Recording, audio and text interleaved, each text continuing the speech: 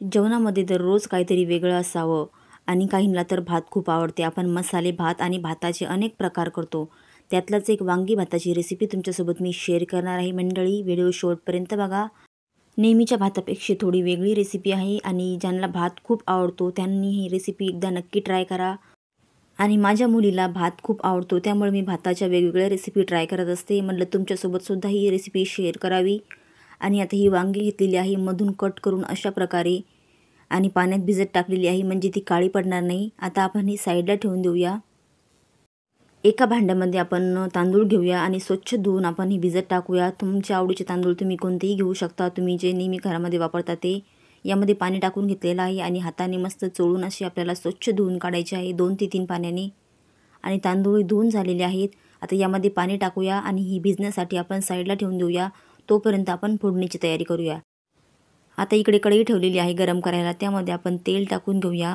2 ते 3 पळ्या टाकलेले आहेत तेल. छान असं गरम होऊ द्यायचं आहे. गरम झाल्यानंतर त्यामध्ये मोहरी टाकून घेतलेली. मोहरी छान अशी तडतडलेली आहे. त्यामध्ये आपण थोडंसं जिरं टाकूया.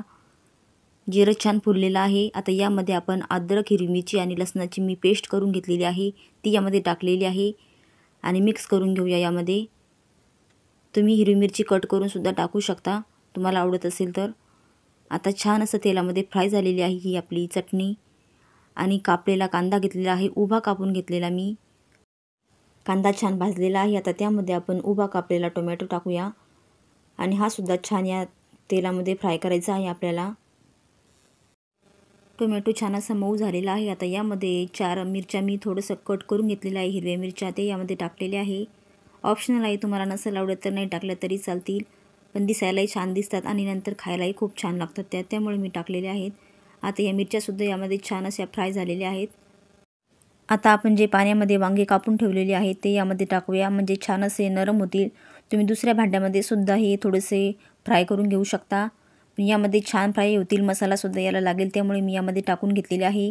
2 मिनिटे छान असे आपण फ्राय करून घेऊया. आणि आता आपण मसाले टाकूया. मसाल्यामध्ये घेतला आहे गरम मसाला, कांदा मसाला, किचन किंग मसाला, हळद आणि चवीनुसार मीठ आणि तिखट घेतलेला आहे लाल. ही सर्व मसाले यामध्ये टाकून देऊन थोडीशी कसुरी मेथीसुद्धा टाकलेली आहे छान चव येण्यासाठी. आणि आता मिक्स करून घेऊया म्हणजे जो मसाला आहे तो सुद्धा वांग्याला छान लागेल आणि वांगेसुद्धा छान असे फ्राय होतील. आता मस्त असे वांगे यामध्ये फ्राय झाल्यानंतर 2 मिनिटे अजून आपण ठेवूया म्हणजे मऊ होतील वांगे. आणि 2 ते 3 मिनिटानंतर तुम्ही पाहू शकता छान असं मसाल्याला तेल सुटलेलं आहे आणि वांगीसुद्धा छान मऊ झालेली आहेत. आता यामध्ये आपण जे भिजवलेले तांदूळ आहे ते यामध्ये टाकायचे आहे आणि पुन्हा एकदा मिक्स करायचं आहे.